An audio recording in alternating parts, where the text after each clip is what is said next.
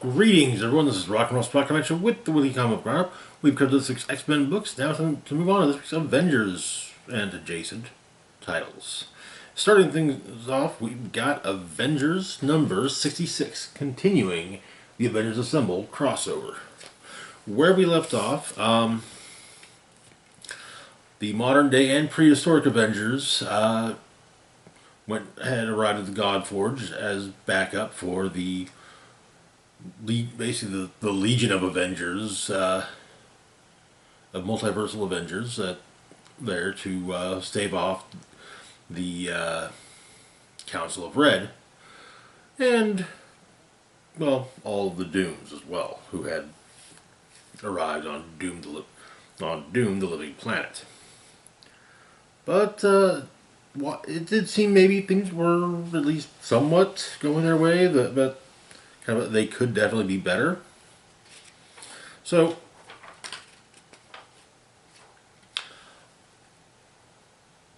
on Earth 616, the Genesis Point, Mephisto shows up.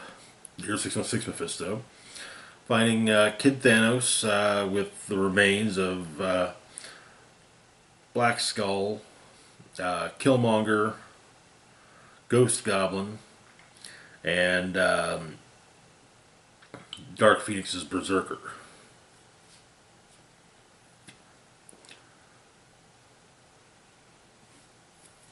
Mephisto asks why he's still there, and, well, Thanos says knowledge. Basically, fresh corpses for dissection.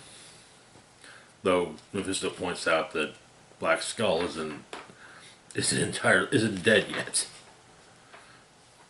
But at the God Quarry, Mephisto arrives, and, well, the Council of Red the rest of the Council of Red is very displeased with him. Mephisto betrayed the Mephistos. Shocking, I know. But big old fight ensues. 616 manages to take down a lot of them, and then basically takes their... It looks like he killed all of them, and just takes their remains and forms a giant body for himself. The battle is going. It seems to be a fairly even match. Doom above all, Doom Supreme is, and Doom the Living Planet are seemingly the ones that are causing the most trouble. Most of the other dudes are fairly easily dispatched by the various Avengers, including the granddaughters of Thor. But then Giant Mephisto shows up, smashes the Carol Carrier, and well, Avenger Prime is dealing with Doom Supreme, but it's close. But another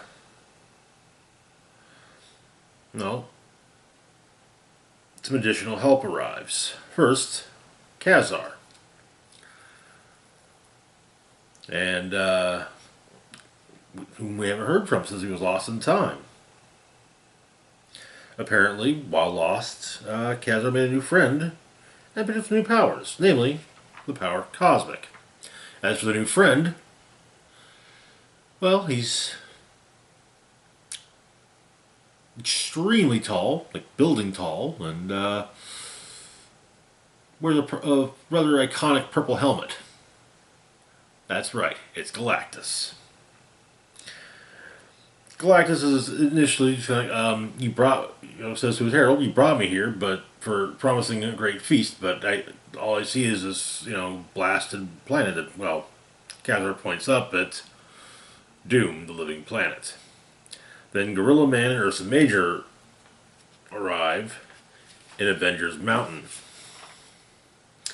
having reprogrammed it to with Deathlock programming, allowing the tide to turn, and the granddaughters of Thor pick up all the discarded Mjolnirs, which amplifies them pretty well, and one cry is made. Avengers assemble. And that is where the issue ends. I'm digging this crossover. I really am. It's fun. We got this month's issue of Avengers Forever, and then the Avengers Assemble Omega one shot to go, which I think drops next month.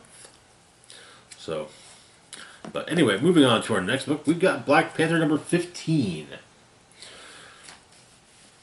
Wrapping up John Ridley's run on the title, where we left off.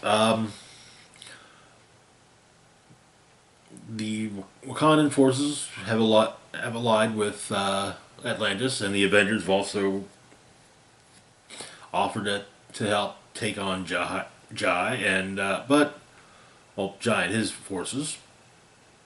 But when it comes to dealing with Jai, well, T'Challa's got to do that himself. And so they confront each other.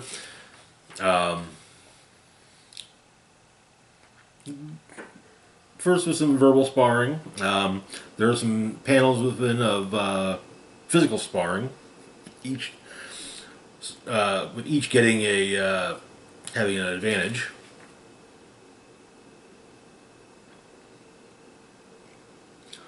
Except the end looks like the fight actually did happen, with T'Challa actually breaking some of Jai's ribs when kicking him, but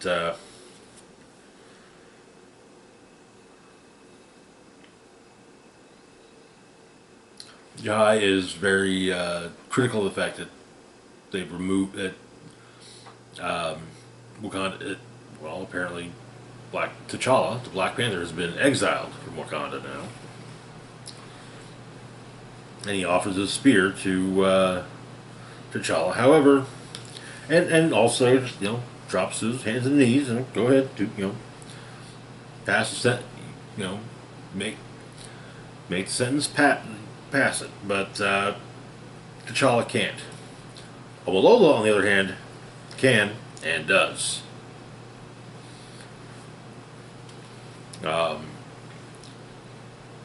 Afterwards, Prime Minister Fulasad names or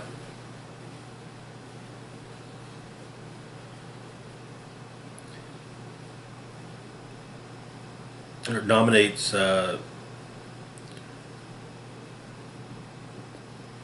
Imani Kolawole to the position of Minister of State for how well they've served in this current crisis. Tosin and Shuri share a moment, but Tosin's returning to Brinzana, or going to Brinzana, but Shuri tells him, hey, you need me, you know how to get a hold of me, and, well, both with company, if you need me, you know how to get a hold of me, but Shuri puts a little tracker on him, so making sure he knows, so kind of if you need me, now I know where to find you. Then Omolola is recruited into the Wakanda Self-Defense Force. Buffalo Soldier has to deal with is leaving this dimension to atone for his crimes, and the Awesome Death Brigade leave as well. They not so much to atone for anything, more to be a force of liberation. Telling Shuri, however, that they are welcome to. She's welcome to call them. If but only if, as an absolute last resort. Also, it turns out that the Awesome Death Brigade can speak English. They speak 13 languages, 16 of which haven't even been invented yet.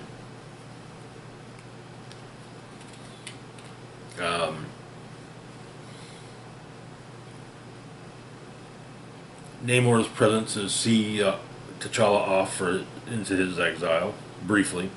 But T'Challa says goodbye to his sister and his mother, embracing them both. And flies off in a Wakandan ship, and that's that. Full Assad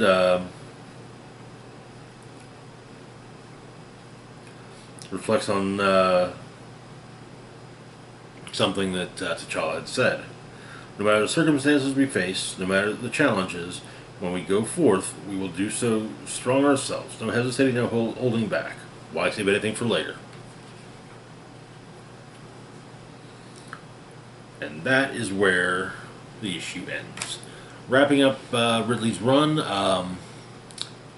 apparently in June, we're getting a new Black Panther #1, written by Eve Ewing. Very much with the unenviable task of picking up with an exiled T'Challa. Yeah, I wouldn't want to be.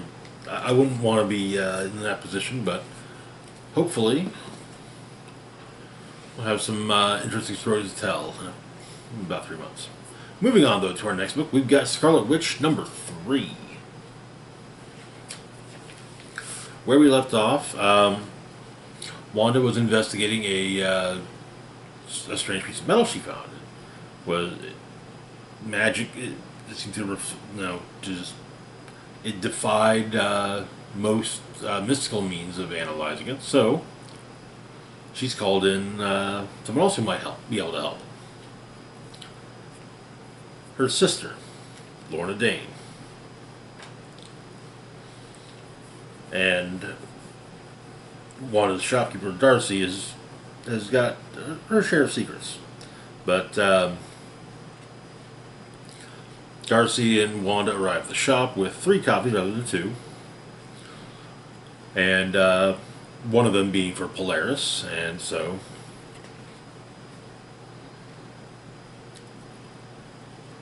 Lorna takes a look at the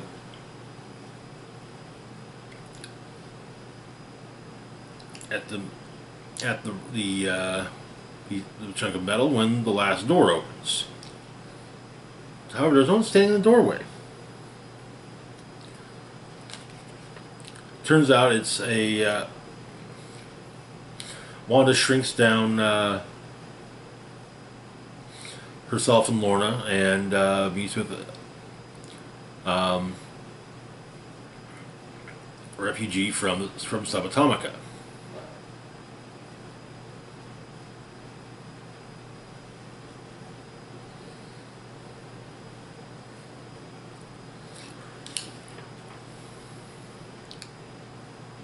Marge is from a fairly peaceful tribe, but a not so peaceful, a conquering tribe has arrived, and so Wanda, Lorna, and Marge go on a quest to find the sword that Marge's people worship.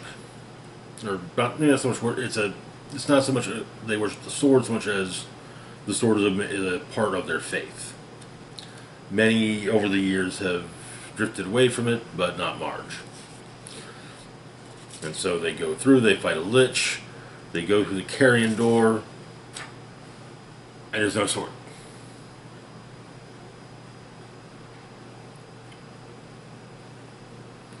So, Wanda and Lorna make the sword, make it real. And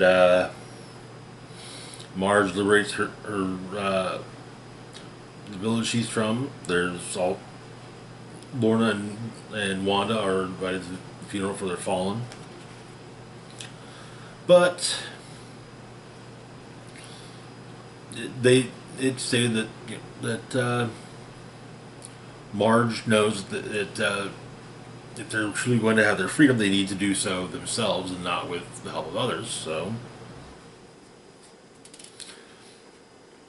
Wanda and Lorna go back to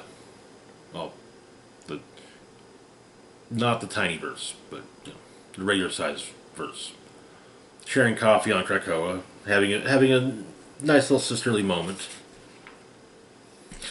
and Wanda returns to Lockkill to find her shop ablaze. A woman named Scytha, a warrior with lots of chains, comes out of the flame. Well, turns out that Darcy, that's who Darcy was running from. And, well,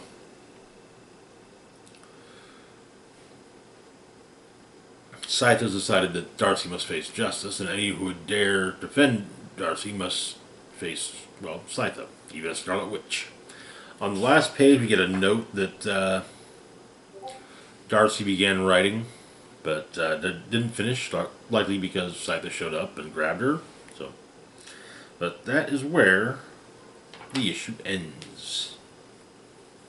I'm digging this book. I am. I don't remember if it's a miniseries or an ongoing. I think it's a miniseries, but I'm hoping, fingers crossed, that I'm wrong.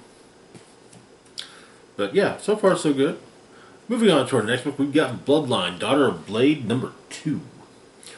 Where we left off,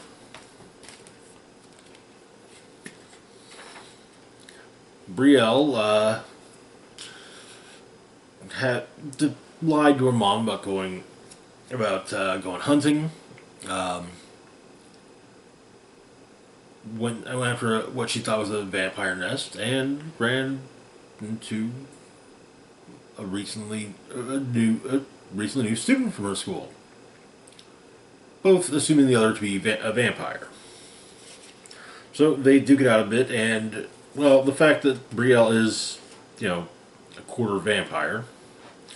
Well, she does kind of, in the moment, her that little bit of vampiric nature she has kicks in, and well, but the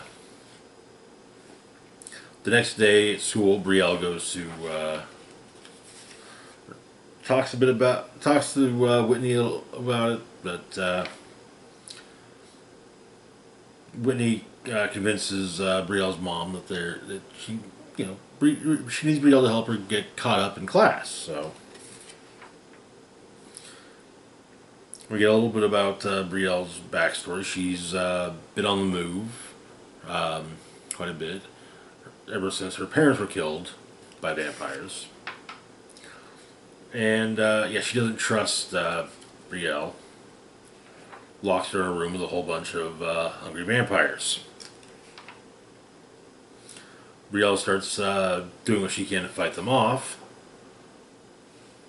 When help arrives. Who is that help? Her father, Blade. After they deal with the nest, though, Brielle, who is still dealing a bit with, she's trying to keep the vampire side in check. Well, she attacks Blade.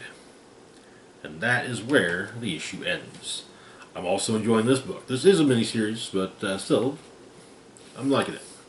Good stuff so far.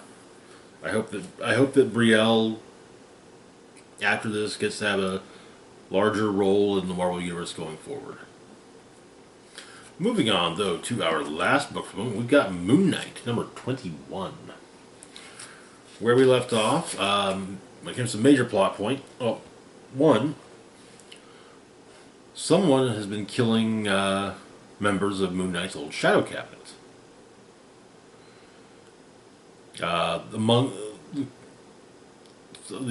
Among those who did the killing were a pair of hitmen known as the Harlequin twins. They claimed there was the ghost in the telephone that gave them the order.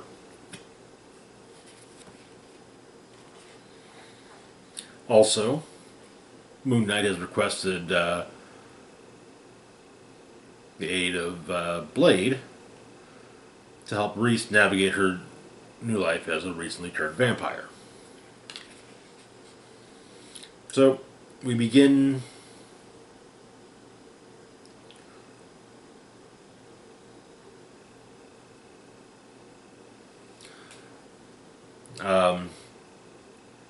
Reese and I believe Soldier are talking with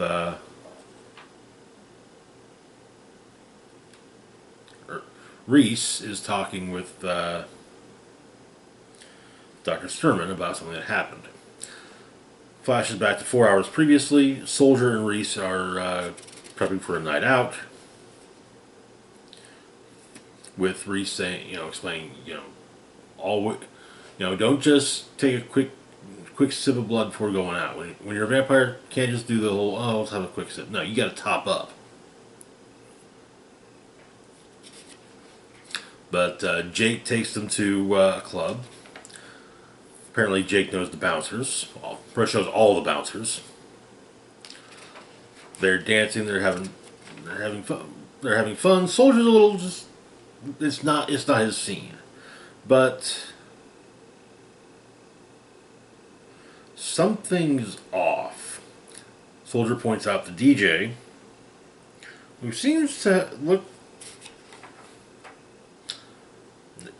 It's Mr. Fear. And he's using mind control on the club goers.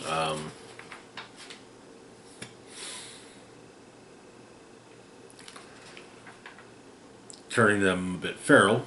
Moon Knight bursts in and saves, and does what he can to save the day, though.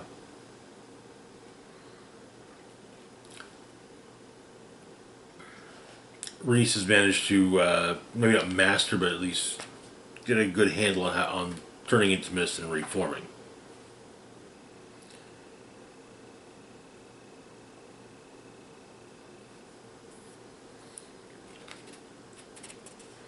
And she's able to take down Mr. Fear.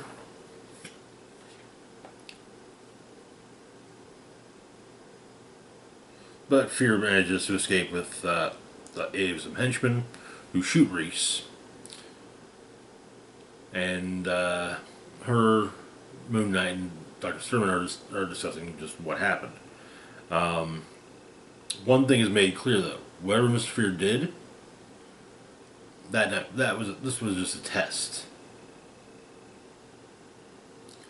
There's going to be another. There will be another. Moon Knight is fairly certain that Zodiac was involved, and also Zodiac was involved in the killings of the Shadow Cabinet. Can't be a coincidence that Dr. Plesko went to visit Zodiac in prison, and shortly afterwards, Plesko was killed. But that is where the issue ends. This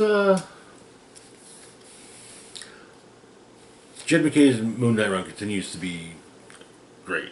I really have no complaints with the whole thing. It took a minute for me to realize who the masked villain was. Mr. Fear is kind of a. I think C tier is being a little. C list is being a little gracious to him. So, anyway, that's going to do it for now. As always, feel free to like, share, and subscribe. Links to my Facebook, Twitter, Patreon, and PayPal can be found in the description box down below. This is Rock and Roll Spock signing off, saying, live long and rock hard.